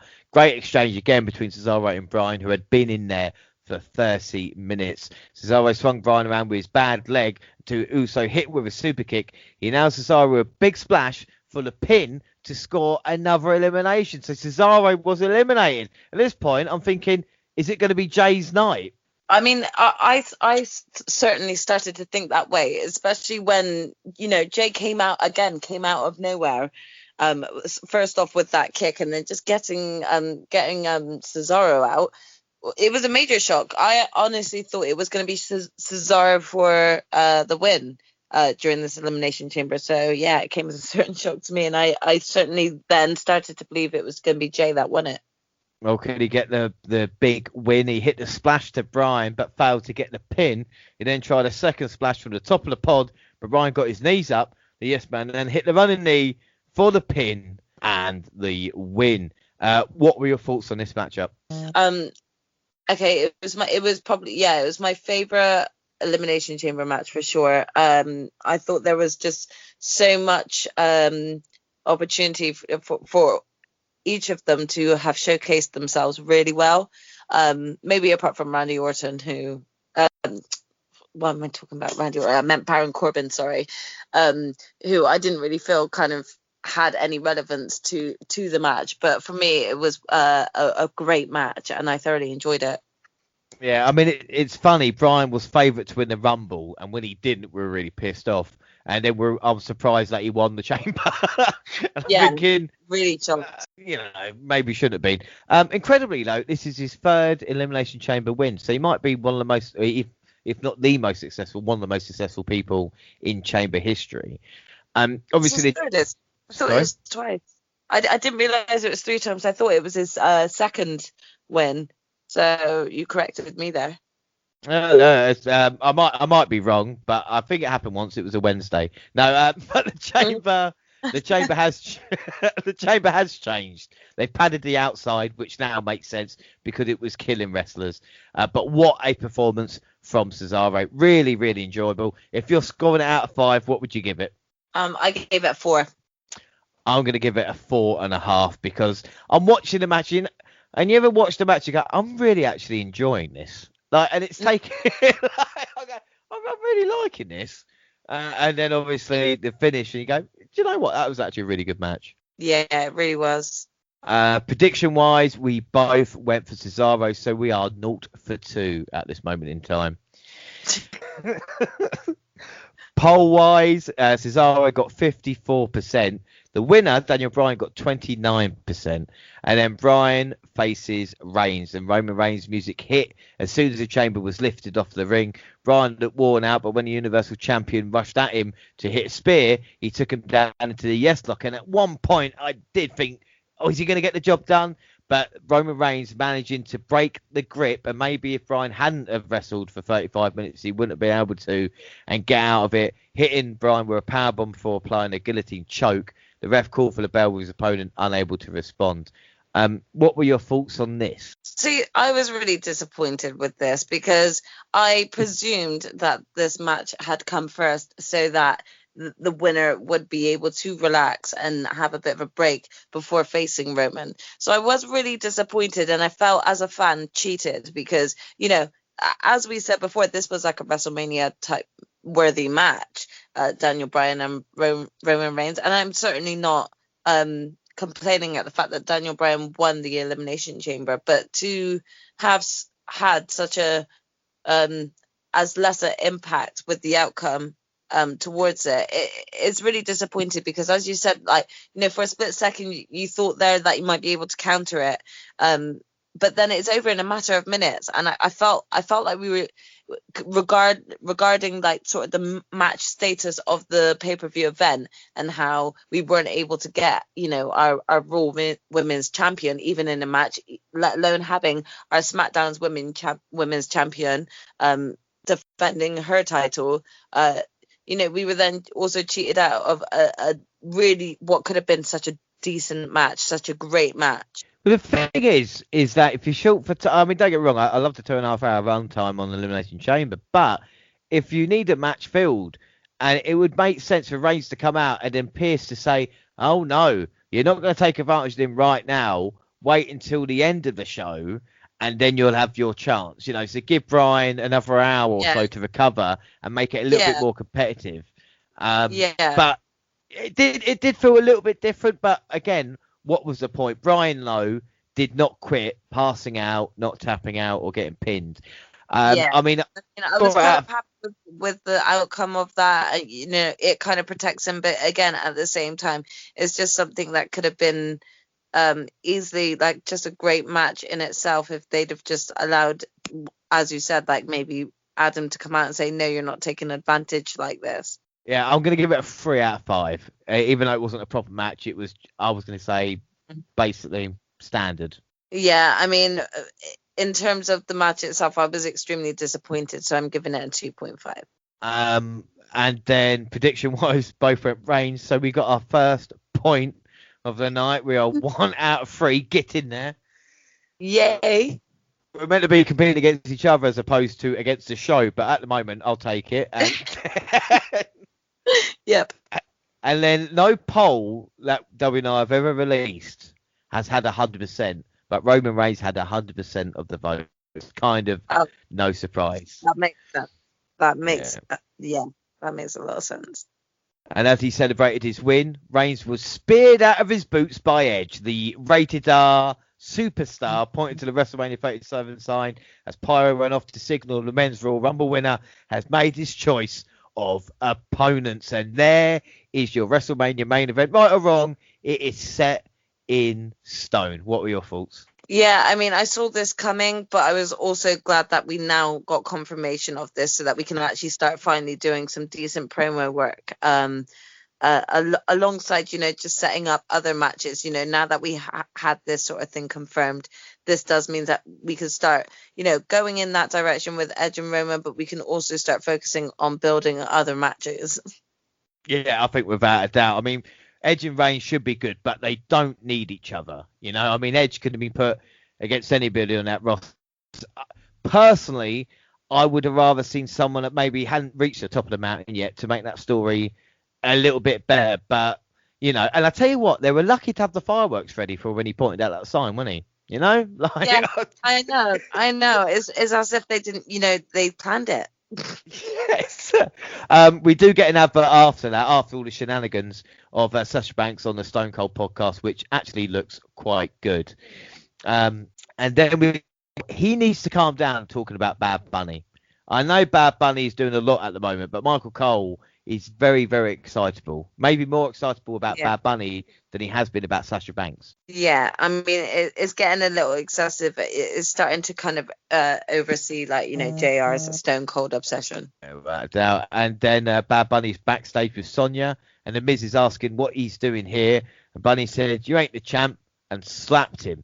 And then when he turned back, Priest was there. And I think that was the best bit of the whole. When I saw Priest, I was like, oh, yeah, you're going to try that, are you, big man?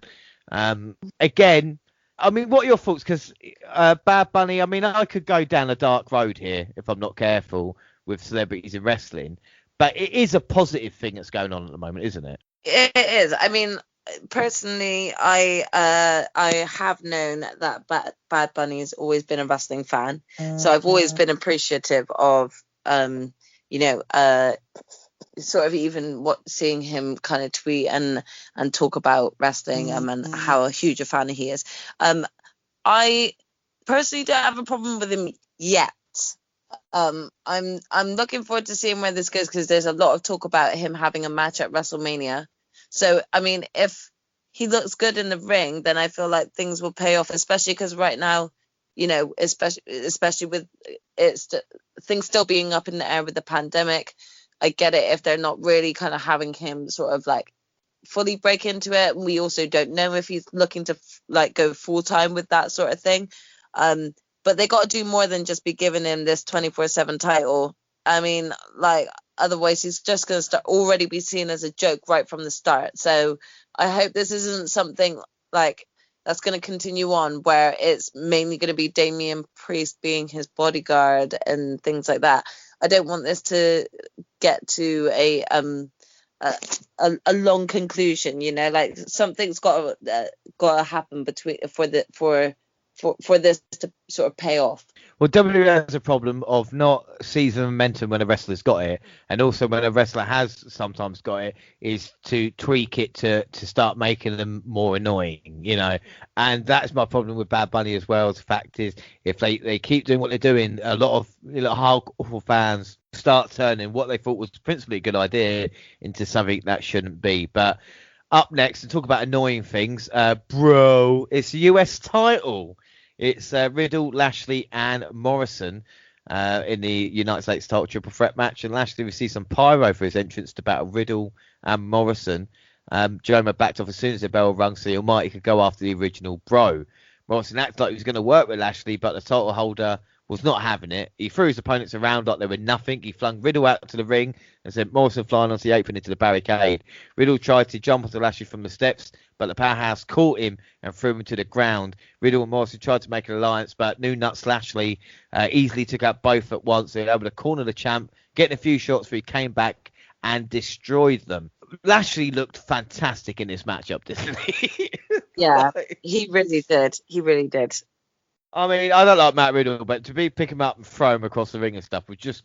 Morrison and Riddle had a nice exchange of strikes and takedowns after they temporarily took Lashley out. Riddle hit the floating bro, I hate saying that, on the Almighty, and Morrison followed up with Starship Pain, but the champion kicked out at 2. Morrison's face was like, what the hell is this monster?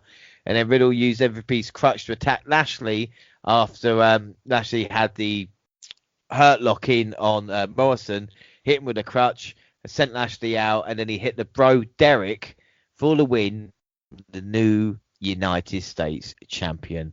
What were your thoughts on this? I didn't really care for this match. I knew Morrison was actually just put in there to take the pin. I just kind of felt that on a whim already, and I felt to myself like Keith Lee is not here, and I feel like Bobby Lashley might be gearing up for a different type of title. So I kind of felt that he could potentially lose it. I'm not happy with the win. So yeah, I've not got much to say on it. Well, no, I was about to say the old pin the guy that's not the champion win.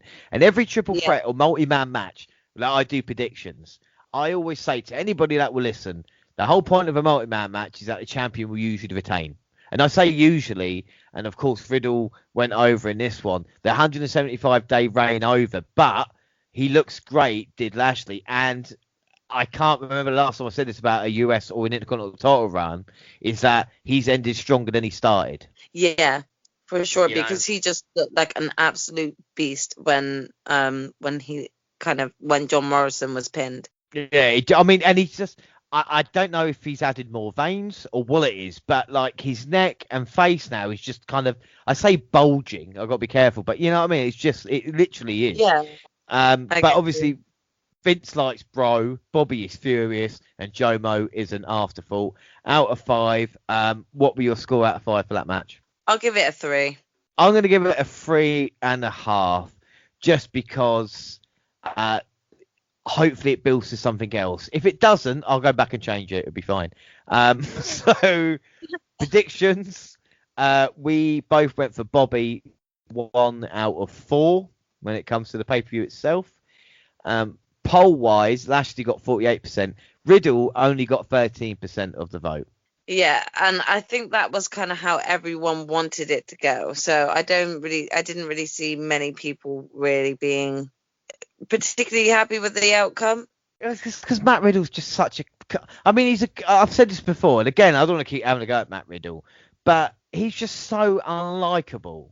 And just everything he does, and he's a good worker, but even the flip-flops and the wrestling and barefoot, which I don't know why it bothers me so much, but it's just the whole, the bro, like, I just, you know. I think WWE's just run it to the ground, to be honest. They've just kind of made an irritation out of it. It's just, I don't know, but... moving on, something that won't annoy me as much, the women's tag team title match. Oh, fucking hell. So here we go. We've got Reginald interrupting an interview with Sasha Banks and Bianca Belair to say he was putting a bottle of champagne on ice to celebrate their eventual victory. The Women's Royal Rumble winner said they might also need it to celebrate her making a decision about who she will challenge at WrestleMania. Oh, could it be Asuka? I mean, wouldn't this be a fucking brilliant place to maybe put Asuka and say, you know, oh, I'll watch the matchup because, yes, I am Raw Women's Champion and I can scout you for Mania? Exactly. But no, we're asking too much there. Back to it. Belair and Jax began for their teams and tried to overpower each other. The EST of WWE taunted their opponent before tagging the boss. The chances was a slight miscommunication, but it led to Belair using Banks as a weapon to take out Jax, which I didn't actually mind. Baszler and Jax were able to take control as the Queen of Space started focusing on her arm to soften her up for the submission. The champions kept the boss isolated for a couple of minutes while keeping themselves fresh with quick tags. Banks got a burst of offense, scored a few near falls. Blair hit a face buster and Banks followed up with a frog splash for a close 2 count. The ESD hit the KOD, but Jax pulled her out of the ring to prevent the pin. And then Reginald came out as the boss locked Jax in a Banks statement. He tried to give Banks a bottle to use as a weapon, and the ref saw it. Jax took advantage of the distraction and hit Banks with a finisher for the win to retain tag team titles. What are your thoughts on this? Yeah, see, this is where I was worried the route was going to go. I wasn't too impressed and overly excited at this match in the first place because, I mean, I'm going to just complain and be a stickler, but I'm just not one for enjoying the women's champion on either roster kind of being involved with the tag team titles. Like, there's no need for that when we have a plethora of women that we could be using and elevating, so that it's not just, you know, 2 women at a time that we're always elevating. So I wasn't overly excited by this match. Of course, always seeing these 4 women in the ring, I'd be excited, but seeing Reginald come out, I knew that the only reason why he was coming out was to actually cause a distraction. So it really didn't surprise me that they retained. Why is the main fucking focus for WWE right now is to put men in the women's division? For years, I mean, doing the podcast since, 2015 with NXT, Banks and Bayley, I've been a proponent. I've been, to try and show people that women's wrestling wasn't what it used to be, that there's fantastic athletes. I've always said the best characters in the women's division. It is stacked. You can just put them on show. You do not need Ric Flair fucking up the entire Raw division. You do Reginald taking the shine from the most talented fucking people on SmackDown, and you don't need it to make the tag team titles look like a joke. Exactly, and that's kind of how I took this match. It was like, even though there was some good incentive there by all women, again, all of the focus was taken away the minute Reginald decided to come out. There was no need for him to be out there yet. He's out there. It kind of takes me back to when, when Carmella was actually starting to get big, and she made most of her wins because of Ellsworth. It wasn't because of her. It was because of the guy. It's like, why are we doing this again? And with Carmella again. I didn't even fucking think of that. They are, aren't they? They're fucking with us again. Can you stop? It's like, can you please stop? Because all you're doing is pissing us off now. What's that? Or stick Carmella in a tag team. They want her with fucking men so much. Like, have a recording. No, you don't understand. I really enjoyed the very thought of I think it was Naomi and Carmella as the Fabulous Glow when when the tag team division titles were first coming about. They were actually in the Elimination Chamber tag team match for that, and I really, really thought that those two could be something together. They had like really good chemistry. They worked well together, and they were quite exciting watching them come out together. And again, Carmella's introduced a guy to continuously come and fuck shit up for the women. I mean, it is dog shit. Like, it really, really is. My hope now is that Gonzalez and Kai win the women's tag team titles and keep it on NXT, because then you can actually build up a shit hot division. We've got so many women on NXT that would just I'm itching at seeing women's title matches on NXT because of the women showcased there. They're showcased so well. There's so many strong women, and they're all in their like right prime time to be able to shine with these belts. And I just think the belts could actually elevate NXT to a higher standard. And anybody that's not seen NXT, if you're living under a rock or wherever it is, go and check it out. If you don't think Io Shirai is the coolest motherfucker in the world, there is something wrong with you. All right? Go and check it out every Wednesday. Go and check it out. It's great. This gets a 3, barely, just because of Banks and Belair's involvement, but I really didn't like the match. Yeah, I didn't like it either, so I'm going with 3 too. Well, prediction, we both went for the hill, so we got another point, so it's 5-2 overall at the moment. Well, we get back in. We both clearly had the same ideas in mind. Baszler and Jax got 67% of the, and Ryan Locust of Beers tweeted in, I think it has to be Banks and Belair if they're trying to continue the Belair push. Having Belair or Sasha doesn't seem to make sense right now. Though Shania does have the ability to lose to Lana and then beat anyone the next night. So who knows? That's a very fair point. That's very true. I mean, we all got to still remember what Shayna was like this time last year at the Chamber. She was a dominant force. I think without a doubt. And then we find out Fastlane is March 21st.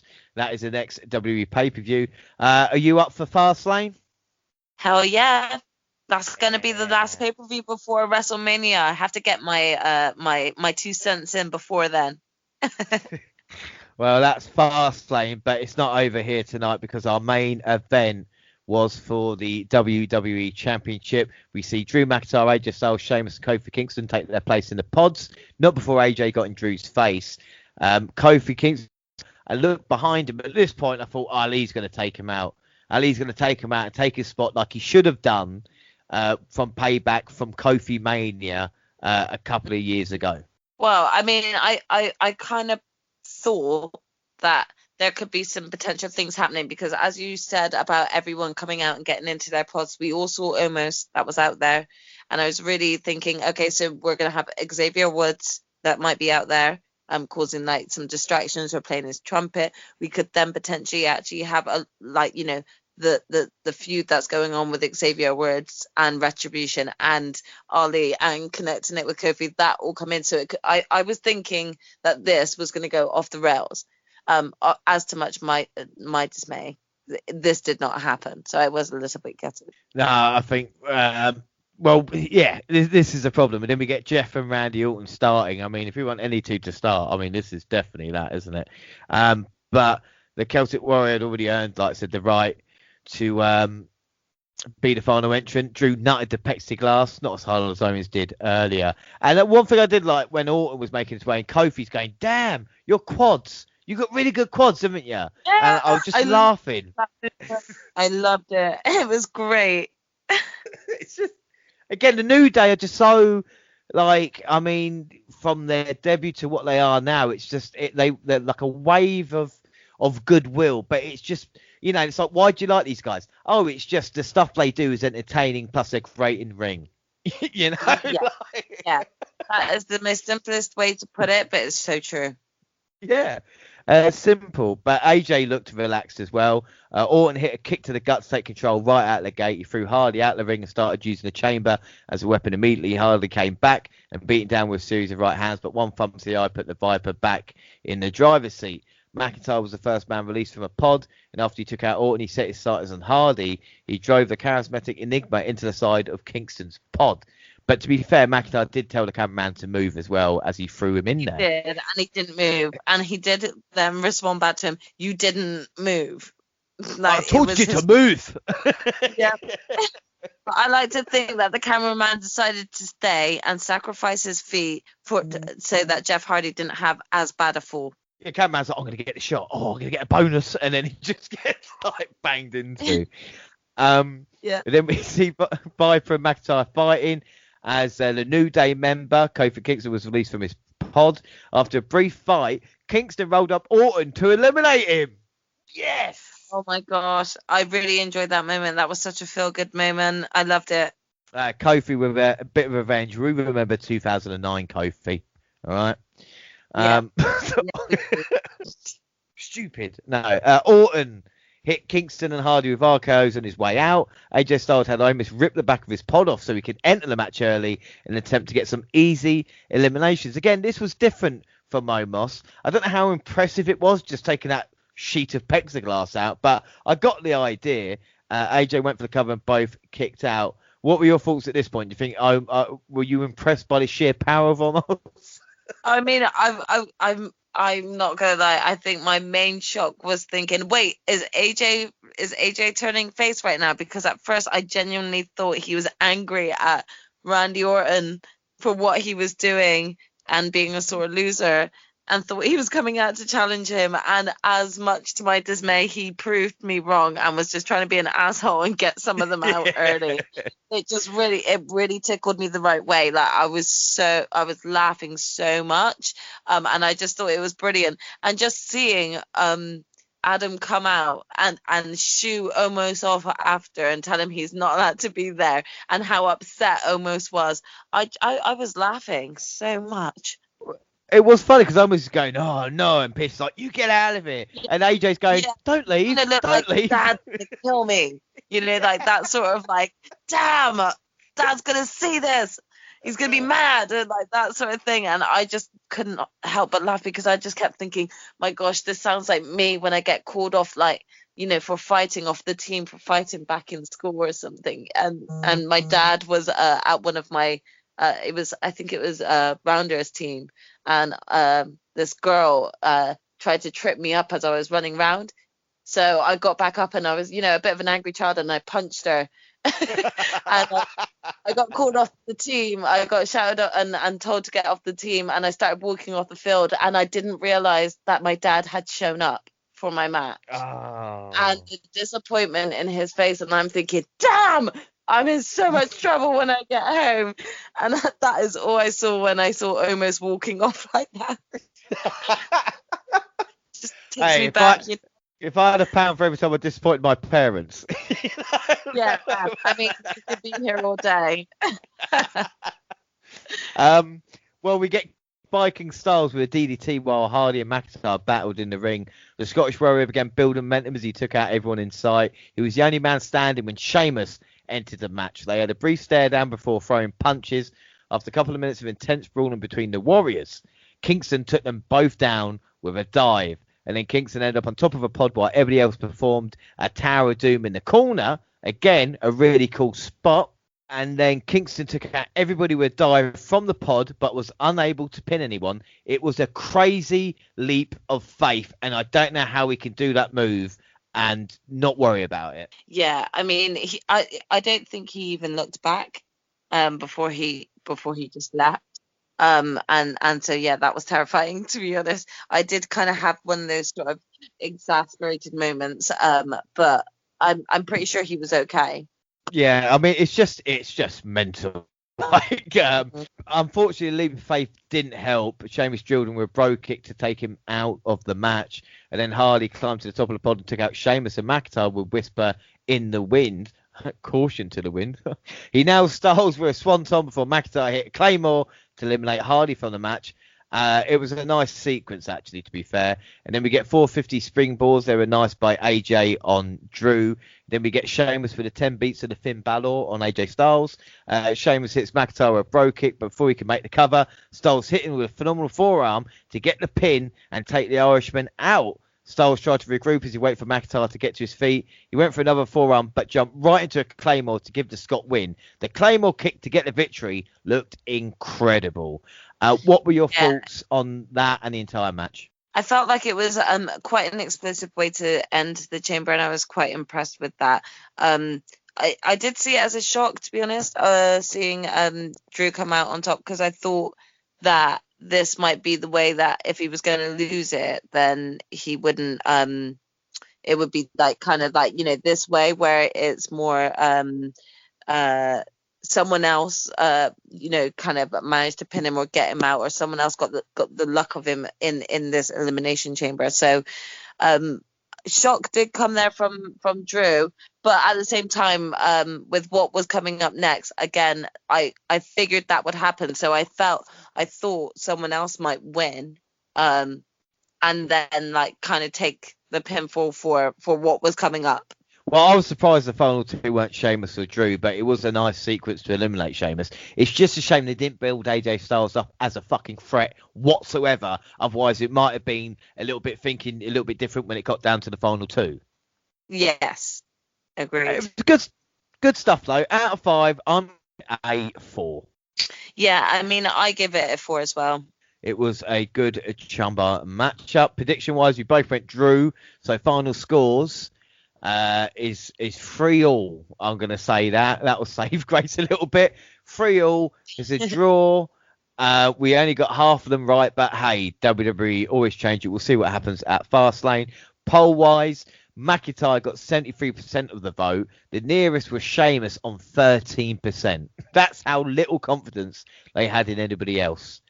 Oh wow! And then as McIntyre celebrated his victory, Lashley appeared to hit a huge spear. He decimated the champion as he beat him all around the ring. Why, Bobby? He did look unhinged, but why is Bobby Lashley attacking him?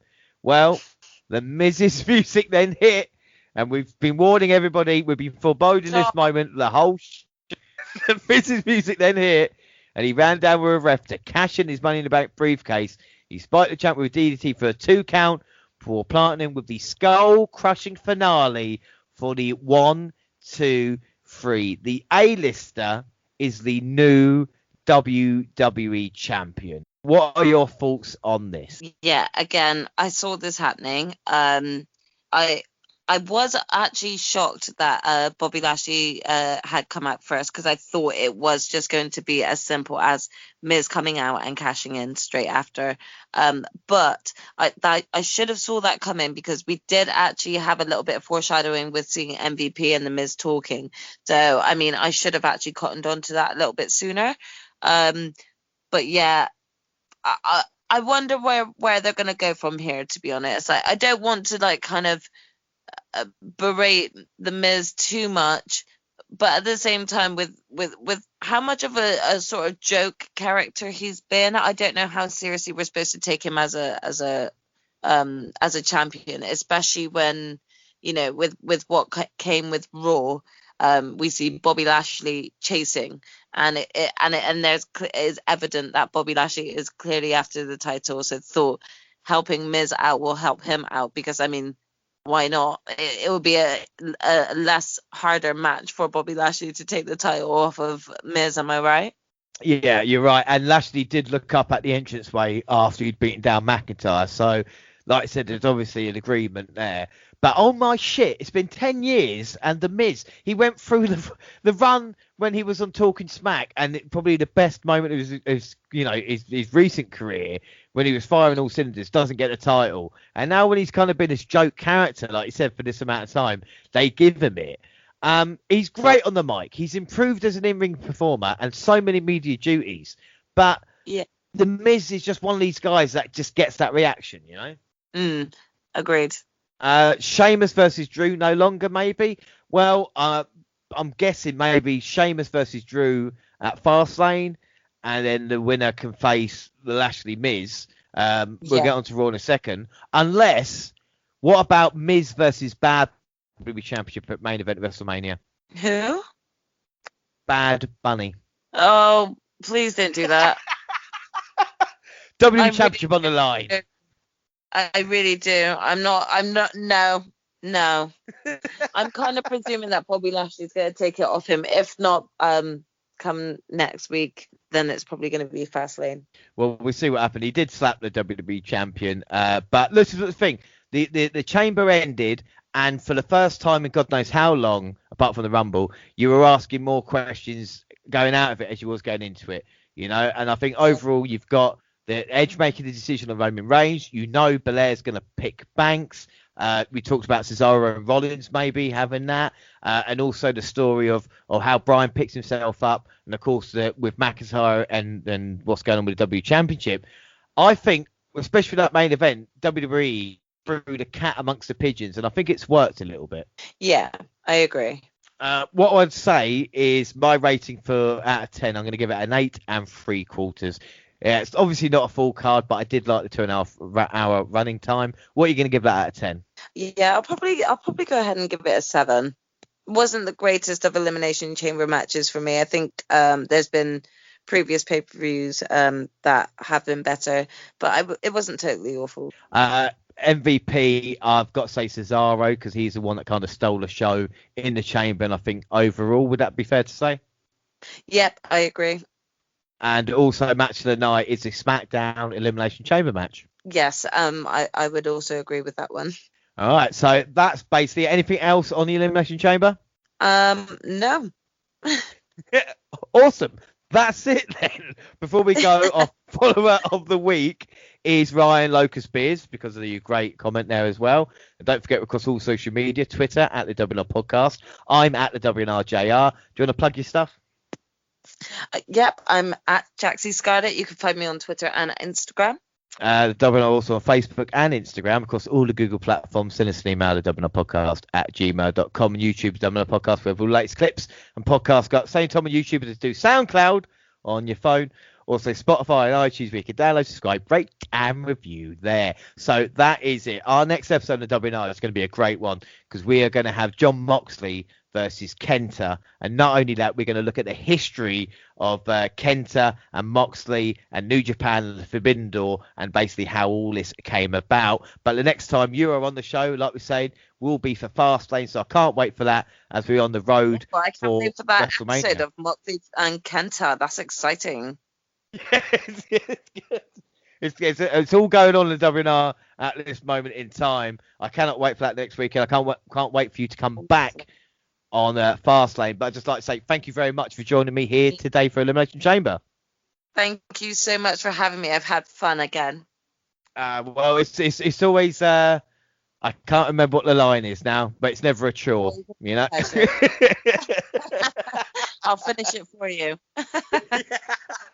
So that is it. Like I said, I've been James Rowlands, and I was joined by the fantastic Jaxie Scarlett. Like I said, thank you very much for joining me. Thank you, everybody, for listening, and we'll catch you next week. Bye.